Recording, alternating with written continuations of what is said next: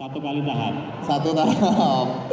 Masuk ke tahap berikutnya karena mungkin agak lebih kecil, ya anggaplah setahun ya. Oke, siap. 3 tahun ya, 3 udah. tahun. Ini baru bicara cabang nih ya. Betul. Cabang, oke. Tapi ya itu kan kita tidak hanya ngurusin satu cabang. Satu, tapi kan semuanya keseluruhan. Ya, betul. Ya hitung-hitungan untuk membuat cabang ideal paling enggak kita bisa kisaran di 3-4 tahun. 3-4 tahun ya. Coba buat para pengunjung Grand Galaxy Park Mall yang masih di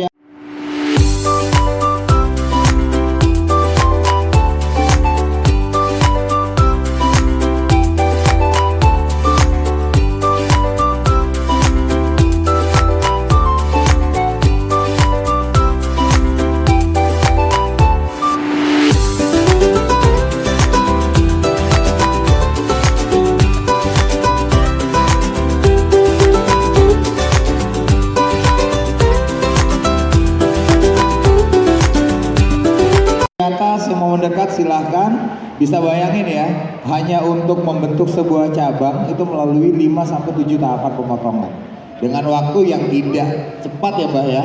Ini baru medium nih, jadi kebayang kalau yang pada punya Excel ya, waduh itu 20 tahun 25 tahun mungkin baru jadi kali Mbak ya. Nah sekarang ini mau lanjut ke mana pertanyaan? Oke, pertanyaan dulu di sesi 4 kolom penjurian. Mungkin ada pertanyaan. Mungkin biar menarik ada hadiahnya, masih cukup nggak? Oh ada dong, kita udah siapkan terus. Untuk yang bertanya dapat hadiah khusus dari Mas Adit dari panitia. Dari PPB Bekasi Raya. Oke, loh, coba Pak Ogi udah nyala? Coba.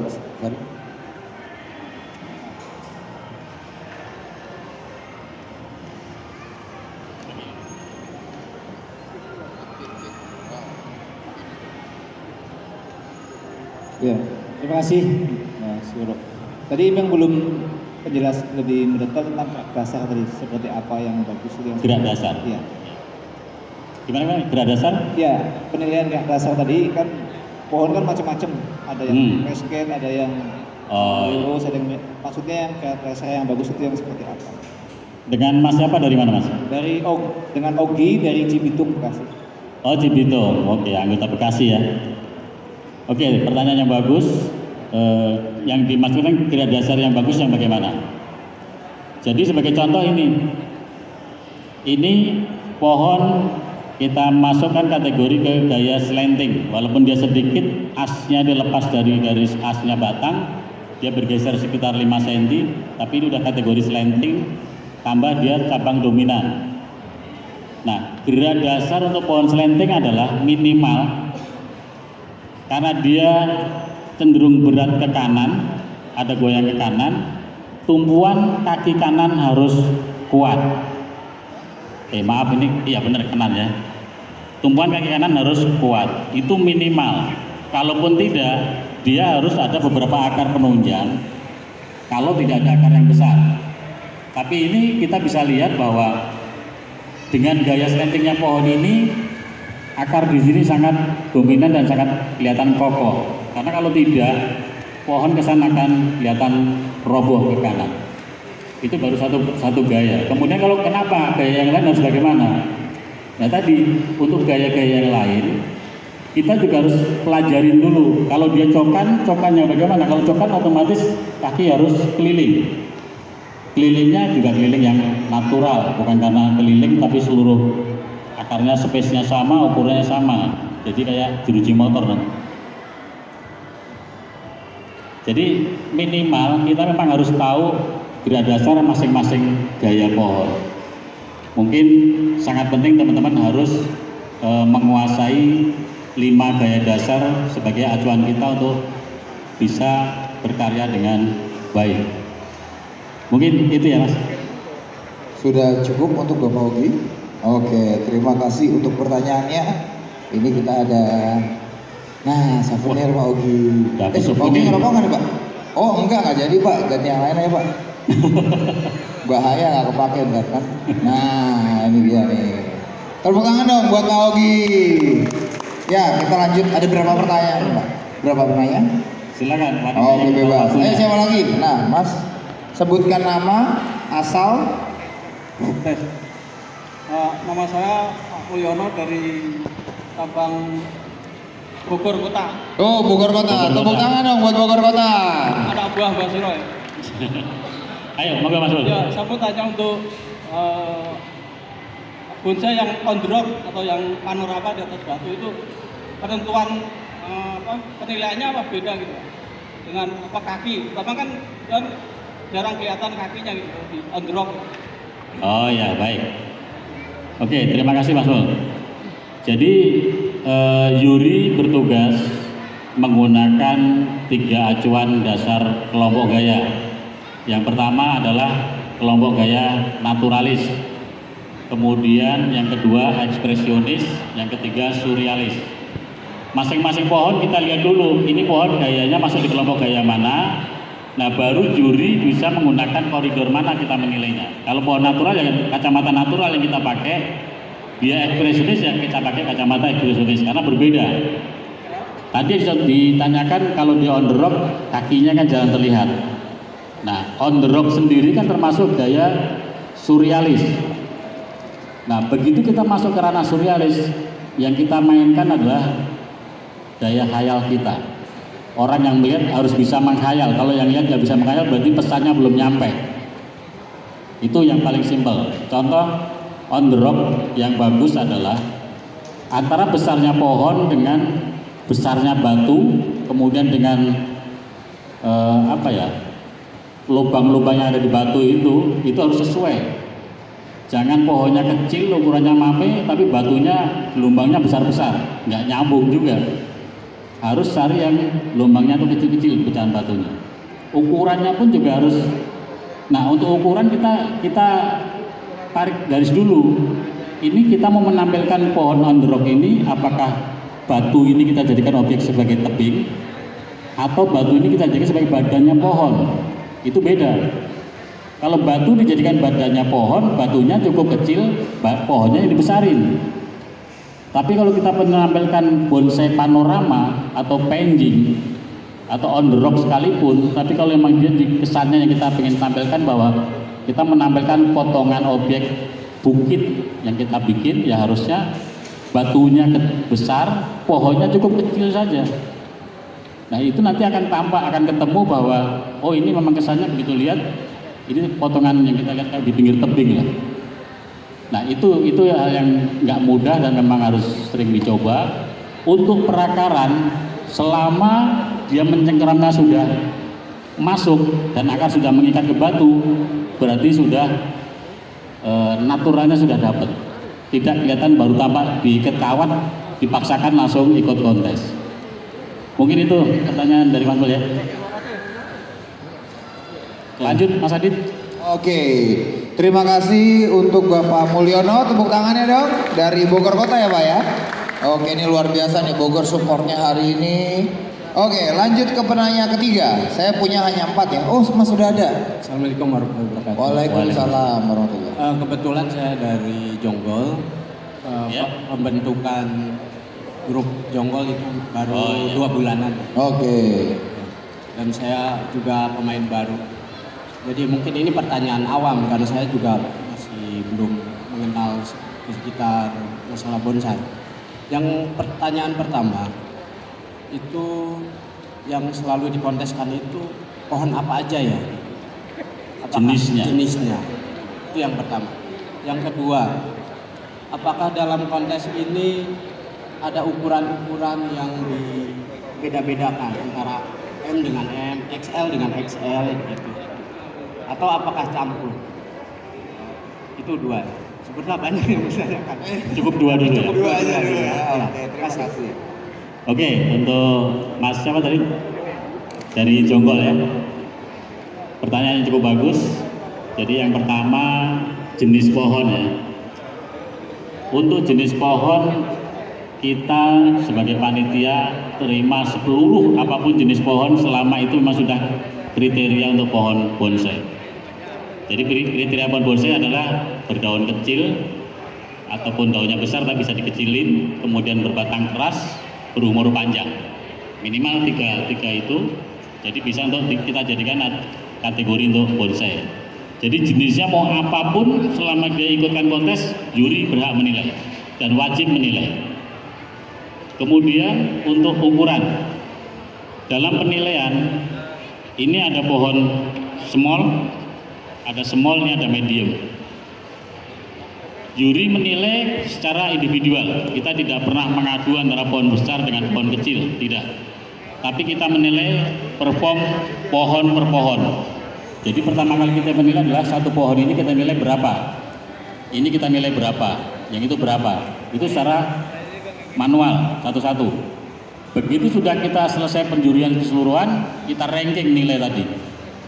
Nah, begitu kita ranking, kita rekap, tampillah data ranking sehingga bisa kita pilih pohon yang nilainya tertinggi mana, sampai 10 besar kita langsung dapat rekap nilainya.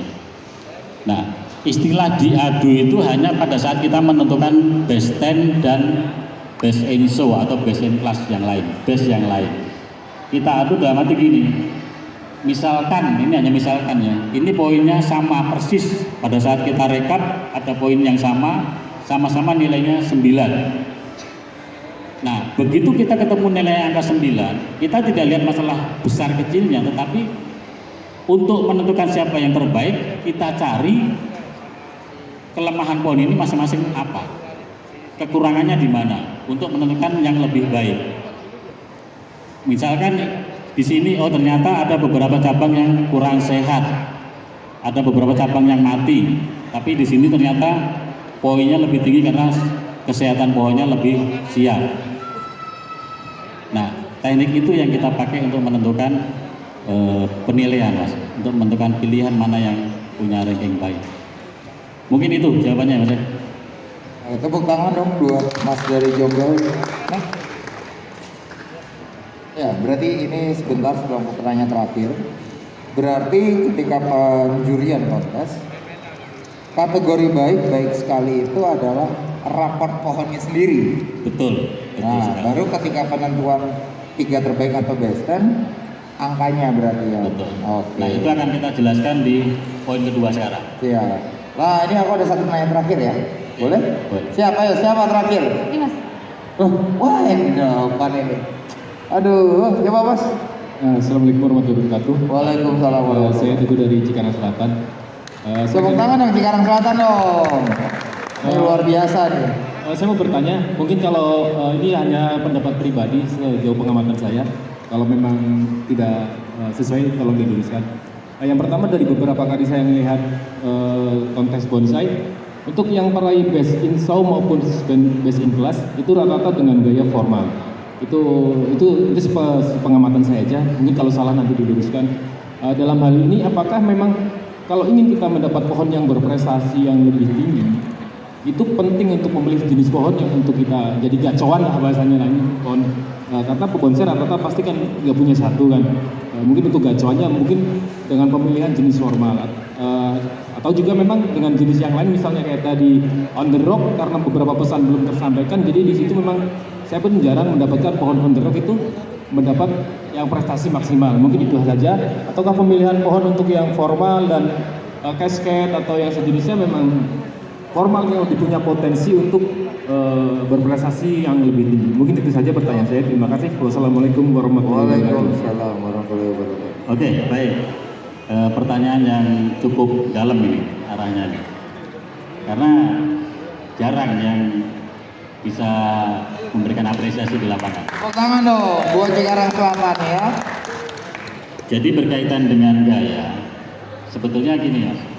Tadi yang kita buka di awal bahwa kita dalam membuat karya, kita pelajari aja ya 4 kolom yang jadikan juri penilaian tadi, dari penampilan, gerak dasar, keserasian, kematangan, kita pelajari. Nanti kita tarik garis merahnya dari semua itu. Kalau kita sudah dapat mengambil kesimpulan dan kita ambil intinya dari itu, kita dalam menuangkan karya kita semuanya akan terpenuhi. Memang tidak akan mudah memahami termasuk dengan penjabarannya dari 4 kolom tadi, tapi semuanya pasti bisa. Karena apapun yang kita kerjakan, kalau kita punya basic yang kita pelajari adalah kuat, hasil yang kita dapat pun akan maksimal. Tapi kalau kita, contoh gampang gini, di bonsai ini ada istilah pakem lama, 5 teori gaya dasar, 5 gaya klasik dulu. Nah, ini sebagai pondasi kita jadi seorang seniman bonsai kalau tidak menguasai ini mustahil dia akan bisa mendapatkan karya-karya yang bagus. Jangankan hanya di natural, begitu dia natural nggak menguasai, dia loncat ke kelompok gaya ekspresionis, lebih tinggi lagi dia masuk ke surrealis. Lalu pondasinya aja nggak ada, gimana mau bikin surrealis yang bagus? Jadi secara teori orang kalau basicnya nggak kuat, kuda-kuda kayak apapun pasti akan roboh. Nah di situ kembali kita kuncinya, ayo kita jangan segan-segan untuk kembali. Saya pun kadang-kadang masih sekali-sekali buka untuk membaca-baca lagi. Apa sih teori dasar itu? Kadang-kadang kita juga lupa juga, baca lagi, ulang lagi. Karena makin kita dalemin akan semakin jauh yang kita belum kuasai.